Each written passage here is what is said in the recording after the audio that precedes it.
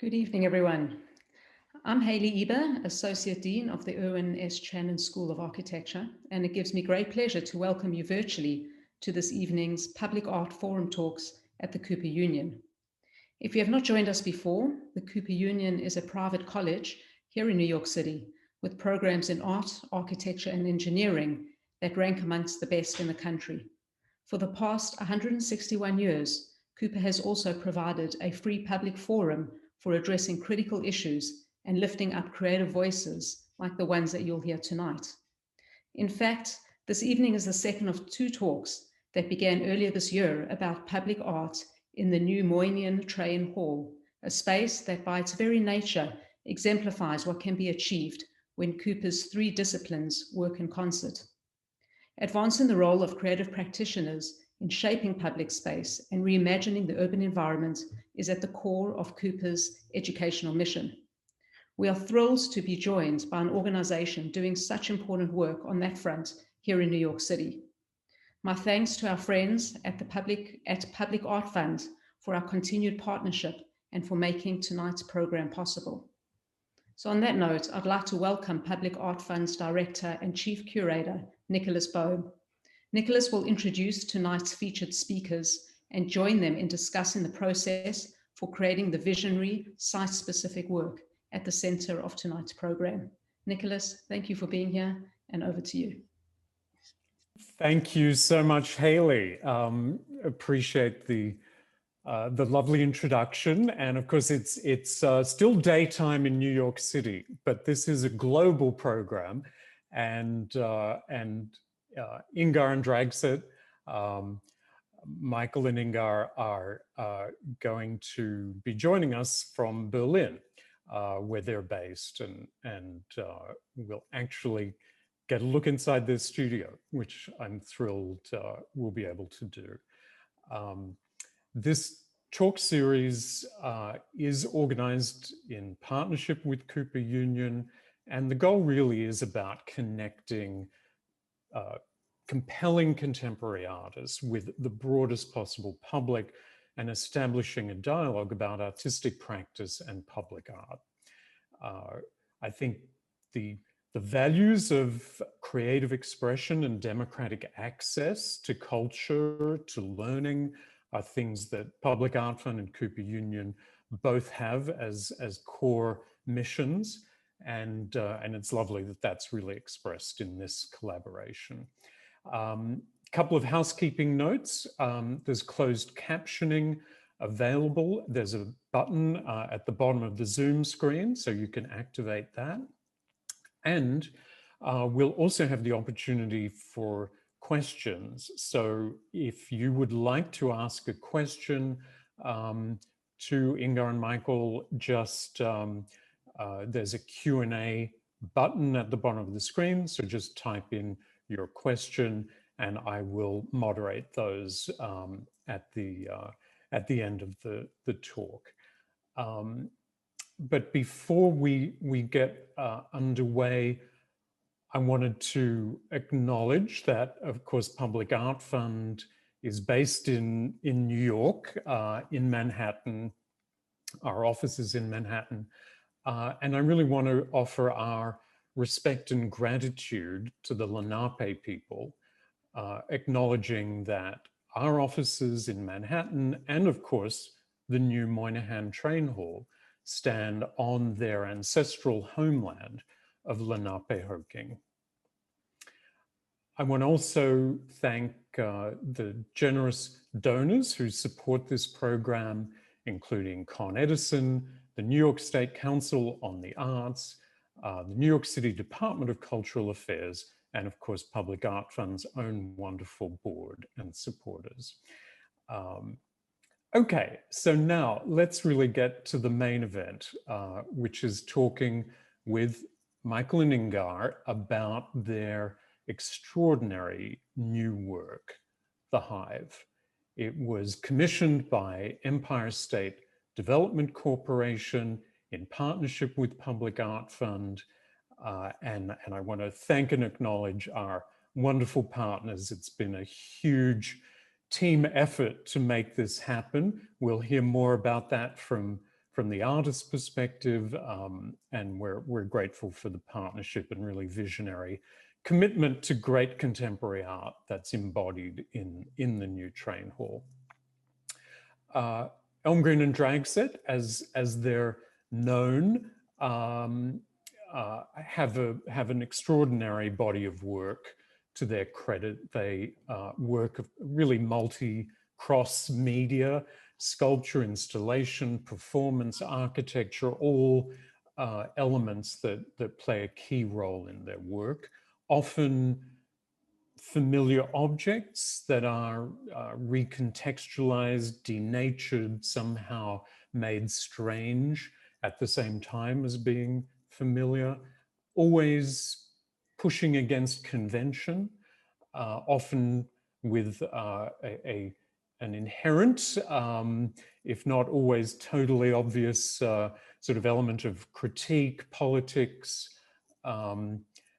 and their work is often witty, playful, sometimes dark, often queer, but always captivating and exquisitely realized, as I think the new piece attests.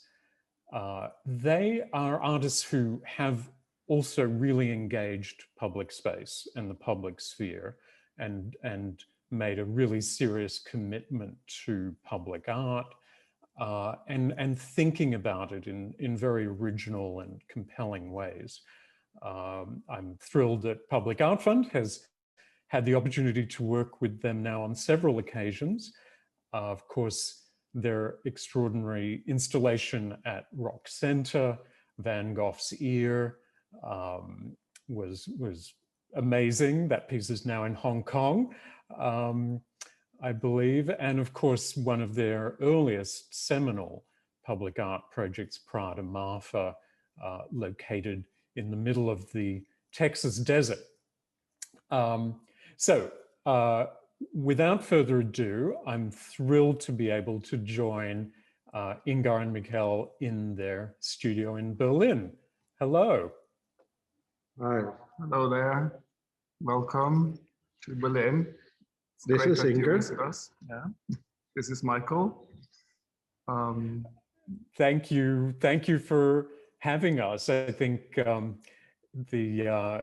one of the sort of strange things about the pandemic, of course, has been to curtail travel, but to be able to come and actually kind of virtually visit you in the studio is a real treat. And of course, the studio, I've had the pleasure of being there. It is an extraordinary studio, very, very unique architecturally, and looking forward, of course, to getting a look around it. It's also extraordinary that because of the pandemic, only one of you has actually been able to be in New York and see the Hive in person. So Mikkel, we're excited for you to come. Hopefully, as you know, before too long. But we were lucky that Ingar was able to actually come and sort of work on the installation. It's the first time I've been so much on FaceTime during a project. But of course, we did a great part of the project here in our studio, testing out models and scale, and a lot of the units, the buildings have been done here in Germany, and that was actually due to the pandemic that we had to move production to Germany, so we could follow the production closely from here. But the installation, of course, yeah, had to be in New York, and only one of us could go due to the situation. Well, I guess on that note, maybe we should take a look around the studio before we get into talking sort of in a lot of detail about the work itself. So, so tell us about this amazing space. Yeah, we're getting some help from Phoebe, who's doing all the communication together with us here in the studio. She's walking around with my iPhone and showing the main hall. We don't normally sit in this hall as we do now during this talk, but for this occasion we thought it might be good. It's a little chilly, so if you see us shivering every now and then, it's because we can't really heat this properly when it's like below zero and don't move around. But what you see here— Ingar, what was this? What was this building? It was a water pump station before. It's built in the 20s, 1924. It was completed, and we moved in here about 15 years ago. It's in an area called Neukölln in Berlin. And the building had at that point been empty for 15 years because this area was not seen as a very attractive area back then. Now it's of course become more attractive over the past few years. We sort of got this building in agreement with the city's like water company, and they sort of liked our idea of keeping this big hall that that we're sitting in now as it is, because it's a protected building. But of course, for us, it's been fantastic to work here with this height, and we can try out a lot of projects, kind of full scale, actually. Of course, not like the whole project as like the one at Moynihan Train Hall, the Hive, but we could, as the bridge, if you hold there, Phoebe, on that bridge, we were able to like hang buildings from the trusses there and test out also different kinds of models of buildings during the process. It's almost like we use it as a lab, like a laboratory, more than a studio. Like we do the prototypes, we do the models, we test out materials here, and then we work with workshops that are specialized workshops actually all over the world for the different kind of sculptures that we do, like foundries or metal workshops. And here is where we can do full-scale mock-ups of what we do when we do something that are maybe 40 feet high and is going to stand outside somewhere. We can make almost a full-scale version in the studio in paper material. So, for example, I see sort of there's somebody eavesdropping behind you on a balcony. Yeah. Is that what's that piece? That's a very what you see behind. It's that is actually a Finnish sculpture. It's called The Observer, and it's a sculpture that very much takes its inspiration from Berlin. It's a scene that you often see here with someone smoking. A lot of Berliners still smoke. It's not like America. Standing on the balcony, you know, having a think, observing the world around, and especially now, of course, during the pandemic, it's like a, you know, even more part of the social non-fabric almost of the city. And it looks like it's sort of being bathed in the glow of a model building or a sculpture prototype from the Hive. Is that? Yeah, that was one of the early tests of the smaller buildings in the Hive. Like also buildings that are around 10 foot high in the Hive, and this is like a test of one of the smaller units.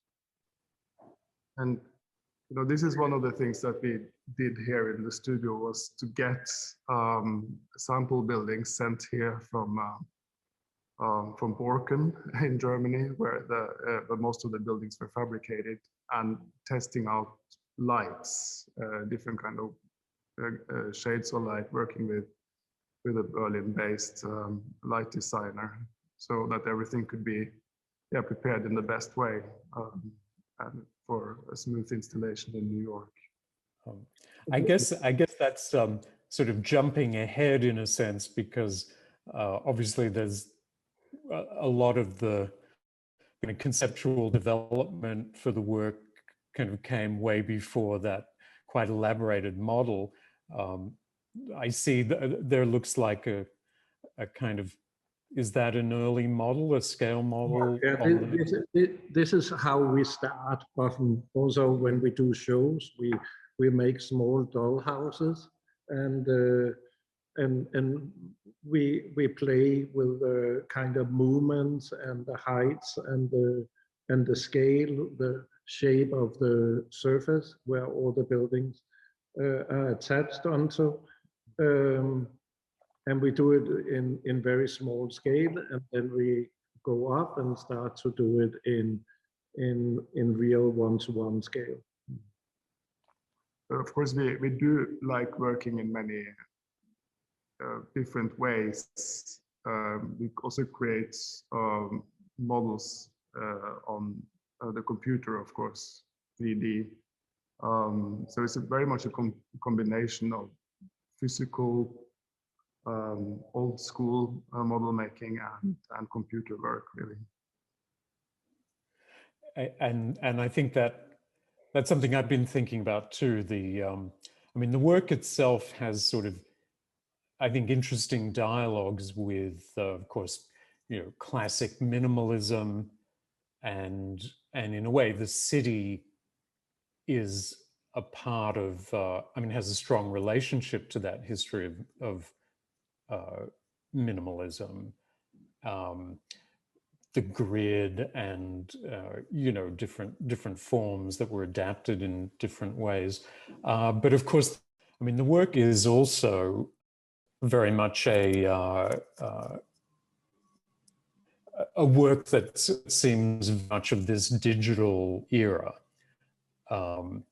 So it kind of bridges in some ways, some of the art historical context, I think, of recent art, but also very much of the moment. And perhaps, it has all the shapes from landmark architecture that is in recent decades look more and more alike, no matter where you are on the globe. You have the same architects doing the same kind of buildings, so you can recognize the Gogh shape from different cities all over the globe. Both London and Barcelona and several Asian cities have the same kind of buildings, so you end up having a cityscape that become a bit more looking alike, no matter where you are in the world. Is that a good moment to have a look at some of the images and explore the work while we talk about it? That's a good idea. I'm sure like a lot of people that have joined the talk might not have seen the work live, at least. So let me sort of fiddle around a bit here and try to start a PowerPoint that we have prepared that shows a bit more of the work. Let's see. While you're doing that, I think one of the things that's certainly striking, and I know, Ingar, you found this when you were on site taking photographs of the work and sending them to Miguel in Berlin, that the way the work photographs is so different from the way the work appears in person. Yeah, that's true. I mean, the funny thing is, of course, on one hand, on pictures, the work look very close to the renderings, to the point where you almost could wonder, like, you know, why do this? You can see it on the computer. But then, of course, when you're there, it's a completely different experience of the work. So you know, we find this kind of interesting that the experiences are so different. It's not that it doesn't look to our satisfaction on pictures. It does in many ways, but of course there is an, you know, allure in having to go there and see this sort of full, large scale, 800 square feet sculpture hanging above you, and feeling maybe more the weight of the sculpture in different ways. Yeah, I mean, obviously, we'd all be out of business if there was no added attraction to actually experiencing works of art in person. So thankfully that is the case. But it is true that this work seems to have a particular transformation between its kind of photographic appearance and the sense you get of it when you're there. I think you're right that it's partly because it's so strange to be in a big space with this sort of work above your head. So just the spatial volume and the scale of it is so differently experienced. But also, of course, it has a lot of details that are harder to grasp in the photograph, like the fact that the base plate is mirrored. Yeah, that's an aspect that was important for us to integrate, that you as a spectator, as a viewer, standing on the ground looking up, also see yourself in between the buildings. So there is a sort of interaction between you and the work. I think especially certainly is the I think the oh well. I guess we will come to the slide of that. I think we'll get back to that. Sure. Yeah. Tell us about the model and well, obviously this space. When you did visit, of course, before the pandemic to when you were invited to develop a concept, and I remember us kind of walking through this space, which had been newly revealed in a sense, because there was a floor that had been inserted that kind of ran and bisected this space, but it had been opened up so that you got the full experience of this kind of double height space with these wonderful big windows. And yet the invitation was to do a work of art that had to be on the ceiling because it needed to function as a busy entrance, so they couldn't give us any floor space. So I'm curious how you kind of arrived at this notion of the Hive.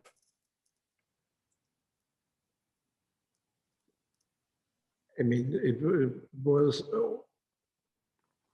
partly also because we wanted to do a work that would incorporate a lot of details, as you mentioned, and different elements. So people who would use the space on a daily basis would be able to experience the work in new ways over and over again. That it's something that you can't just overlook in 30 seconds and then you've seen it all and you're completely familiar with all the details. We wanted to do something that was more complex and hopefully also could slow down the busy users of the train hall a bit. At the same time, conceptually, it was also a comment on where you are. I mean, you come from New York City, that can Manhattan, that can feel very overwhelming. You can feel very small, and somehow looking up here at the Hive, you can overlook the city, even if it's not a model of Manhattan, but like this kind of mixture of all kind of metropoles, and get a sense of the urban structure where you are located. And you're about to take the train to other destinations. So it's also to prepare you to go to new places and have new expectations for where you go. Yeah, or arriving in New York. Or arriving in New York. In a way, yeah. For that sometimes overwhelming cities. I mean, as foreigners, we remember very well arriving in New York the first time and being both like deeply fascinated, but also kind of scared, and as Mikael said, feeling very, very small. And there's something about the way the sculpture functions where it's, as you said, Mikael, there's this element of the homogeneity of the global city, or at least the kind of replication of certain styles and forms. But there's also the way you create a kind of abstracted version of a city. It's very pared down. There's, you know, these sort of incredibly meticulous structures. It's quite sort of, the chromatic variation is very small, and there's subtle changes in material and light. So when you look at it, it kind of can have a, I think something of that experience that all of us have had, say, you know, arriving or leaving Manhattan, where you just see the skyline, perhaps even at night, and it becomes this sort of abstract sculptural thing that is no longer individual buildings. It just becomes this extraordinary form. Yeah, that's why we also called it the Hive. That it's quite amazing that we can create these big metropoles in spite of all our differences, in spite of all the unfairness that also go on in the big cities. Well, somehow we manage to keep them running and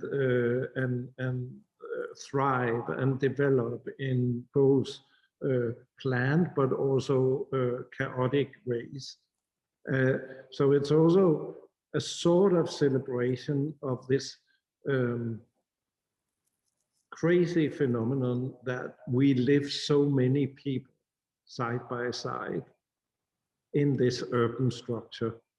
And the more people we get, the higher buildings we have to build, the denser we need to live, and somehow we manage. And Nicholas, you mentioned minimalism. Sorry, you mentioned minimalism earlier, and of course, you know, this work is very much inspired by minimalist artists, many of whom are associated with New York art history. Artists like, you know, also Donald Judd, Solevit, and so on. But of course, it's not like a minimalist work. It just takes its inspiration in some formal aspects, I guess, and part of that history. And the way we have used minimalism in our work is, of course, maybe more inspired and bridged by practices such as Felix Gonzalez Torres' practice that sort of added many other social layers and questions to minimalism.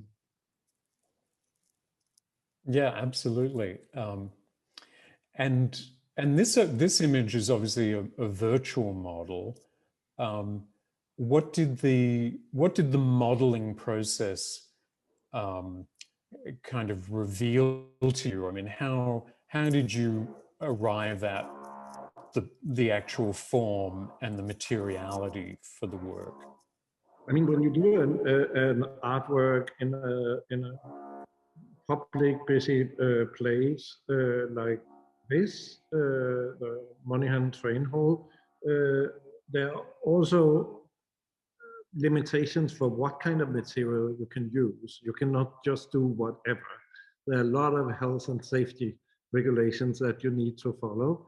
So you kind of first look into what is possible and what is not, and you lay that out, and then you start to create from these kind of elements and bricks that you have. It's almost like in childhood when you were doing a city with your small Lego bricks. You had to make something that would fit these bricks. You couldn't do whatever. You would have to work with what you had, and then we started to do paper models, and we started to do big projections on the walls, and then we started to work with the fabricators and of course overseeing the production of each building. Maybe show a few images from the fabricator steelworks in Borken here in Germany. That's us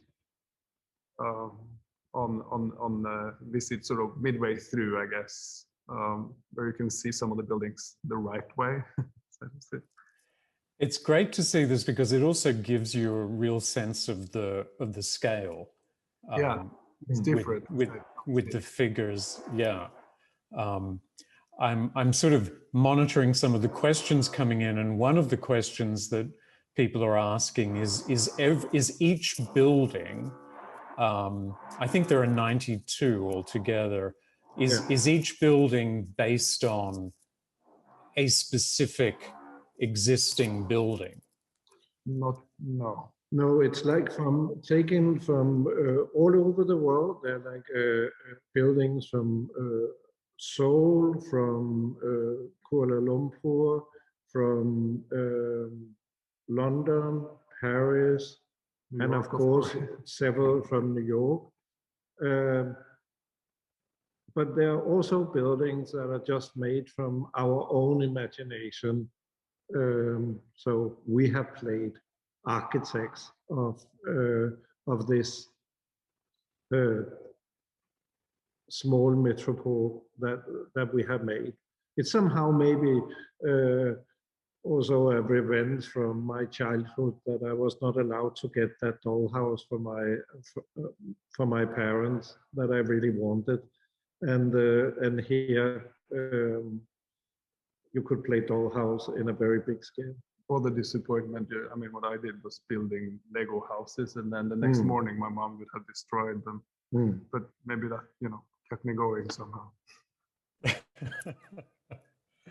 This slide is interesting too, because you see the mirrored base that kind of doubles and makes it a virtual space as you look up to the ceiling, and also I guess a lighting test, and sort of seeing how the lighting works. I think the decision to make the work,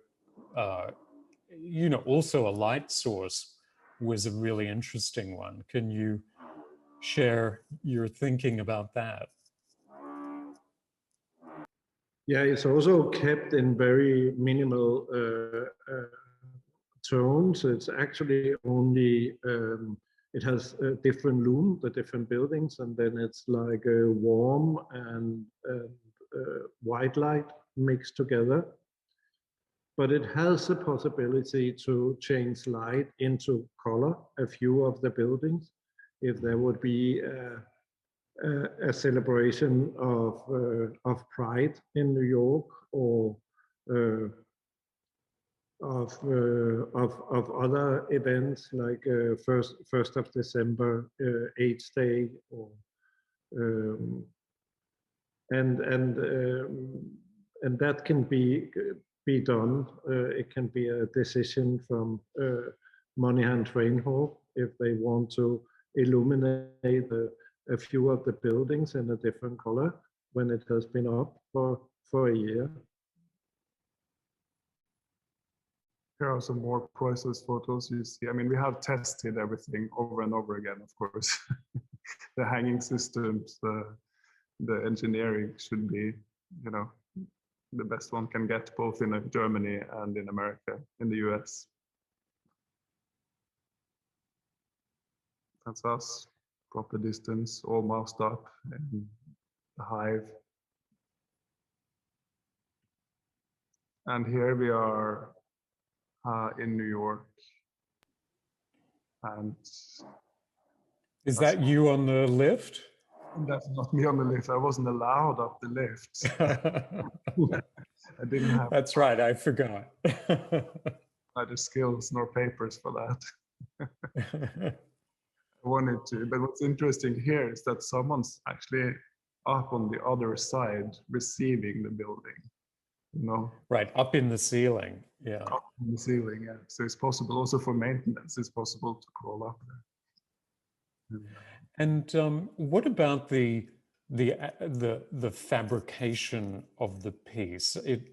It's so meticulous. Every corner is so perfect, and you know, every window opening, and there are so many variations within the kind of structure and the grid of each building. How were what was the actual sort of fabrication and material process to achieve that? I mean, we work with a company in Germany, as we mentioned.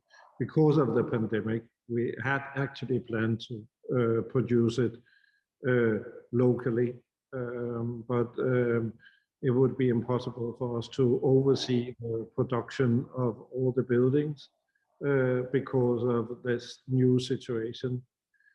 And they actually almost worked on our piece for almost a year. A lot of people, like a whole factory, specialized in steel production, and yeah, we went every month to see the progress, having meetings, making corrections, speaking about the next steps, and they're all milled, right? Yes. All milled. So they were like, you know, you program milling machines that they were basically running sometimes almost day and night to make this in time for the opening of Moynihan Station on January 1st. They even had to stop a road work close to their factory because it would influence the milling machines, because there would be slight vibrations in the floor. So we postponed the road work of a public work in the city where the factory is. Well, I'm glad they have their priorities right in Berlin. That's good. But it struck me when you were talking about the fabrication that, you know, and again, this is why the work is sort of this digital era. If this, you couldn't achieve with welding the same result, for example. And it would have taken approximately 5 years. So. Yeah, and of course, but like with anything, these are, of course, you know, every building is different. There's a lot of planning that goes into each one of them, and the company also help, you know, develop fabrication methods and even develop some new machines. So they would like alter existing machinery to make it possible to fabricate this. So it was a great teamwork.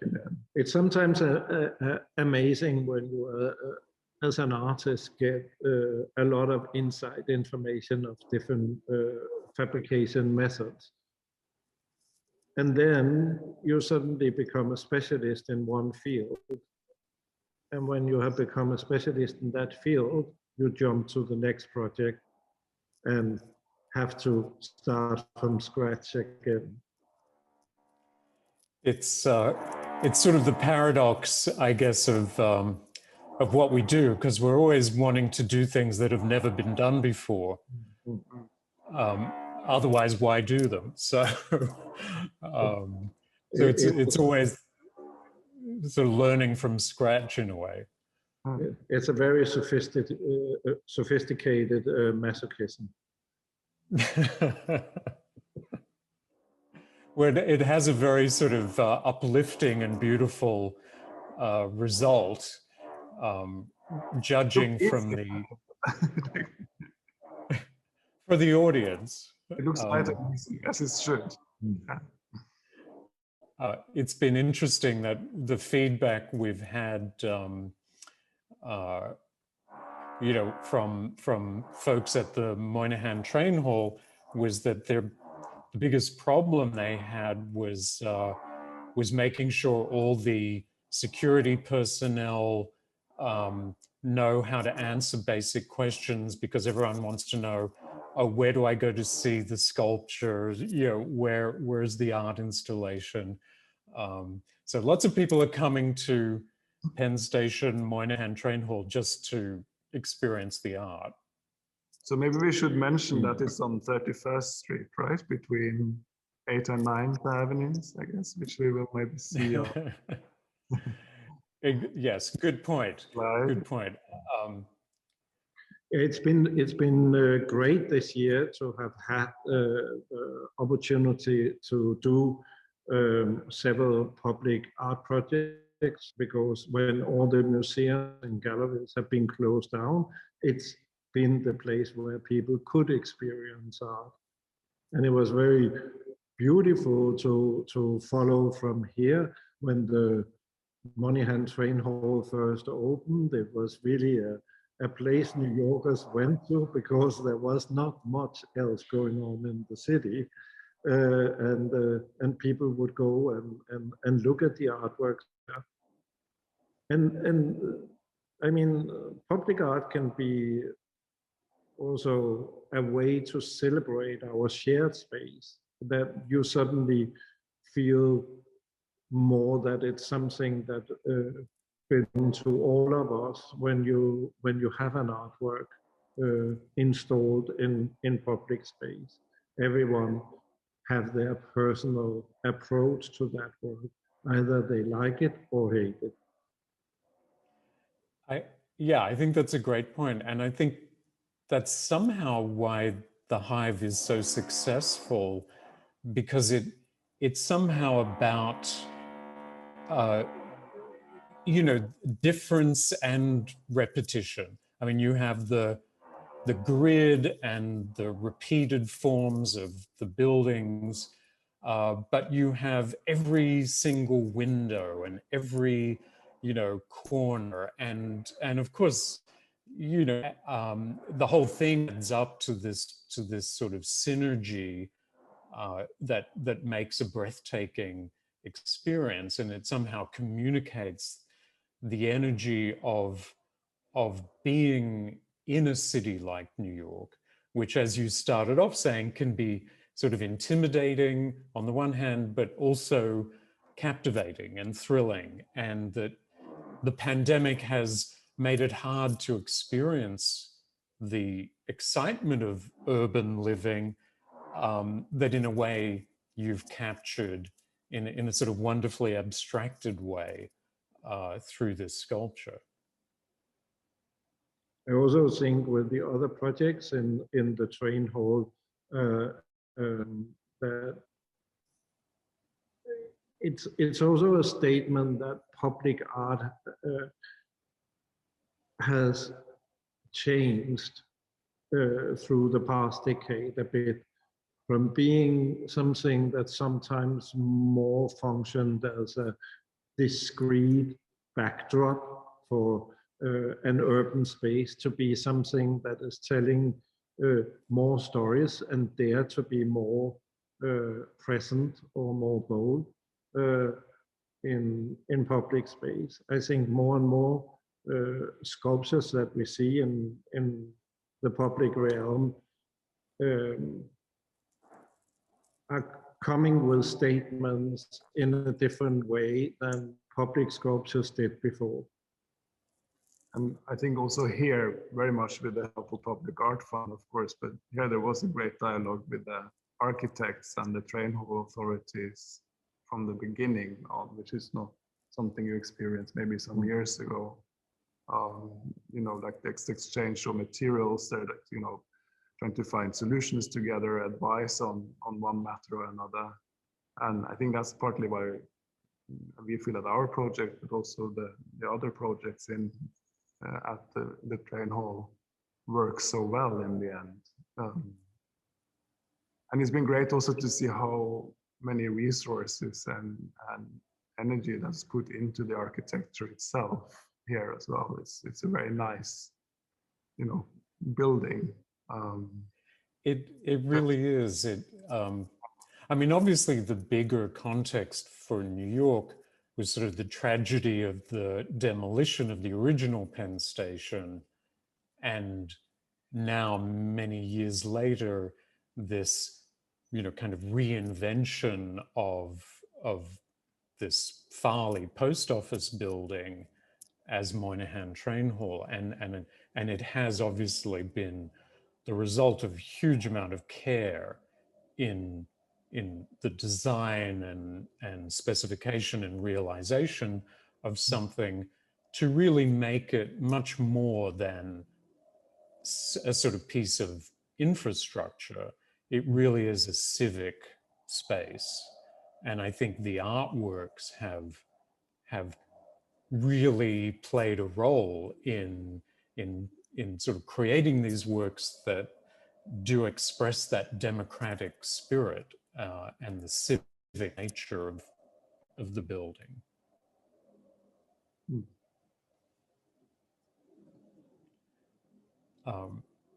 So maybe there's quite a few questions here, so maybe I should pose some of them. Some of them are quite, you know, sort of informational, like what the range of scale of the individual buildings is and what the different materials are. Sort of basic kind of questions like that. Well, first of all, it's all fireproof materials. It's like, of course, aluminum for a big part. I mean, there's also stainless steel, polished stainless steel that's reflecting other buildings around. I think there's 16 miles of LED strip for illuminating the piece, so quite a bit. Did you work with a lighting designer is another one of the questions. Yes. Yeah. We're not specialized in light at all. I would say would be very few examples where we have used light, and if we have, it's been like more domestic lights in an exhibition setting. So this is new to us as well, and yeah, we collaborated with it. I think, and one of the sort of wonderful surprises, or at least it kind of proves out in the experience of the work, is the way it transforms from day to night. And, you know, daytime on 31st Street, you get this beautiful natural light coming in through those magnificent windows, and the work has its own glow. So you just have this beautiful sense of light. And then in the evening, of course, it becomes a light source, and you see it even from the street through the windows. And because it's very close to Hudson Yards, you have the juxtaposition of these kind of, new, very, very kind of crisp, pure skyscraper forms with your own forms kind of coming down. There's a strange kind of mirroring effect. Yeah, and you actually also at night, when you see inside, you see buildings reflected as well in those curved windows above the entrances. So you get it double. Right. So a question actually from a fellow artist, Beau. B's asking what material the window panels are made of. Yeah, what is it's yeah, I don't know the English name. It's a specific perspex that are fireproof, so it's not made of the usual components, which was a big challenging because it's much harder and less flexible than normal perspex. So our design of the buildings also had to happen according to that limitation. And I think generally called plexiglass here. Yeah, but it's not a normal plexiglass. It's a special type that is made of other components and therefore is more stiff and harder than normal plexi. Right. It's not Yeah. Another question is sort of about how long you've worked together and how you kind of allocate responsibilities, between each other. Well, we worked together for 26 years, I guess, this year. And, over all those years, it has sort of changed. I mean, one of us maybe get a bit, tired of doing one thing, it's a possibility of sharing and also giving responsibility away within the collaboration. But we have no fixed roles that are set, it would be very hard for ourselves to say, Mikael's doing the dishes, I am drying off, or, we take turns, basically. But the working process is very much based on this ongoing dialogue between us that's been going on for 26 years. Therefore, we are maybe morphed into being sort of a weird two-headed monster. We know a lot of each other's reactions, even we still can surprise each other. So people are thinking about housekeeping, and a couple of questions are kind of, someone was saying, like, when they went to see it, they thought, boy, this is going to be hard to keep clean. Do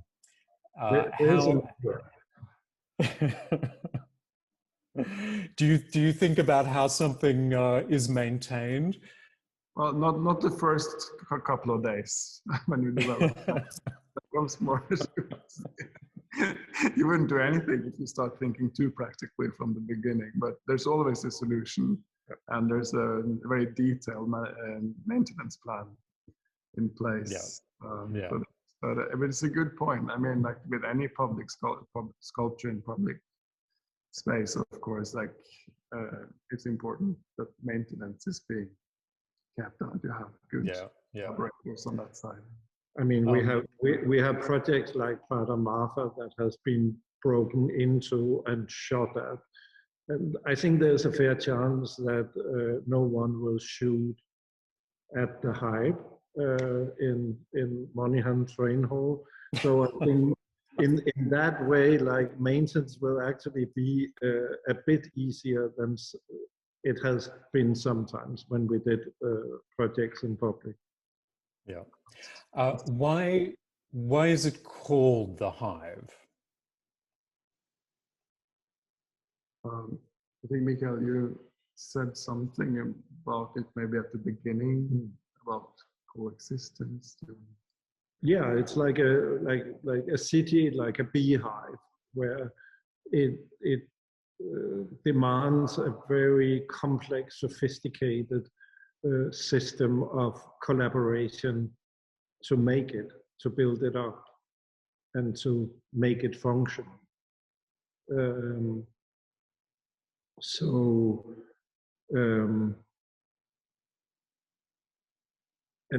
it's hanging up there, upside down. It's hanging above your head, like a beehive. That is like a world that is sometimes going on, a whole universe above your head. When you see a beehive in a tree or under the roof in your house. But it's also almost like a dripstone cave, like where you see those stalactites. Yeah, being illuminated coming down from the ceiling. And that's kind of fun because like the cave is maybe the first place where we were living as human beings, whereas the mega metropolis is the last place where we ended up. Right. I can't resist asking you if there's a queen bee. There are two.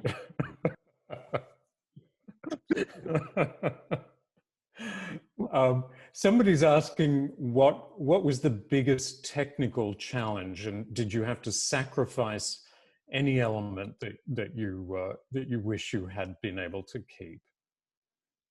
If you do big public sculptures, you can't be too neurotic about every detail. You need to be willing to compromise with some things. That's natural. We have done it. Each project we have done, there have been situations where you need to bite your tongue and think about how it's perceived as a whole, and then you come up with another solution. Then it's suddenly much better than what you actually thought of initially. So it's a kind of dynamic process together with fabricators, health and safety personnel, engineers, budget. A lot of factors play into it. Weight restrictions was a big issue at the beginning, but we managed to find solutions for that. Rigging, I mean, hoisting or getting each building up was also not easy because they, even if it's aluminum and plexiglass and lighter materials, they still weigh the biggest one, say several hundred kilos. So, but that wasn't easy, but we got there and even like developed some systems on site. And travel restrictions and transportations in time of COVID, the pandemic, was quite a challenge as well. Right. Last year, it would be impossible to get a fixed quote for transportation before a couple of days before you actually had to have it going by boat. You wouldn't know what it would cost. So that was, of course, different from how you normally work.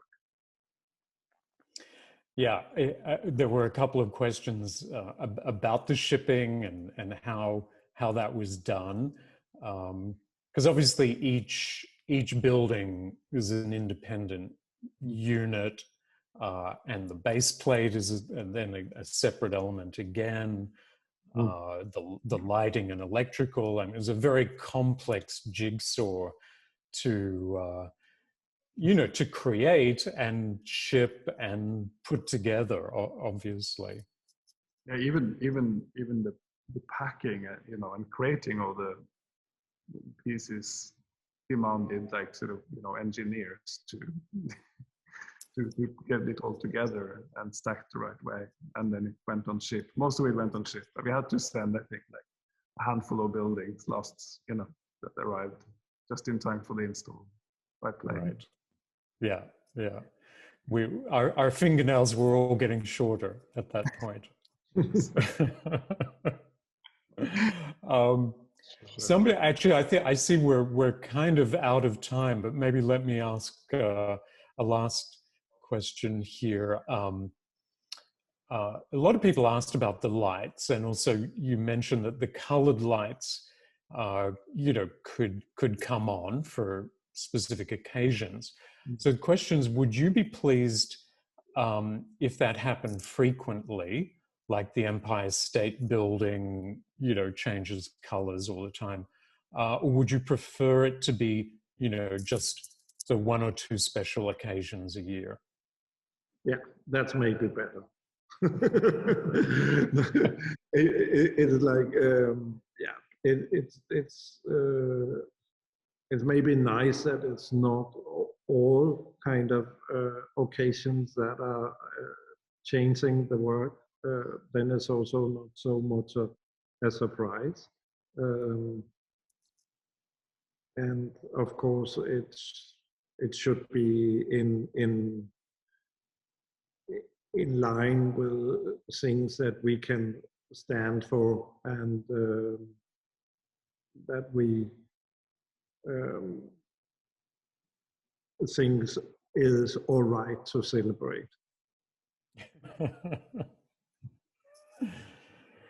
Well, I look forward to the Elmgreen Dragset handbook for appropriate celebration. Exactly. Yes.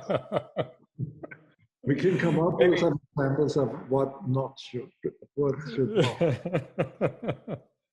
Looks like you're ready for a cocktail, Mikael. Yes, it's weekend. Maybe.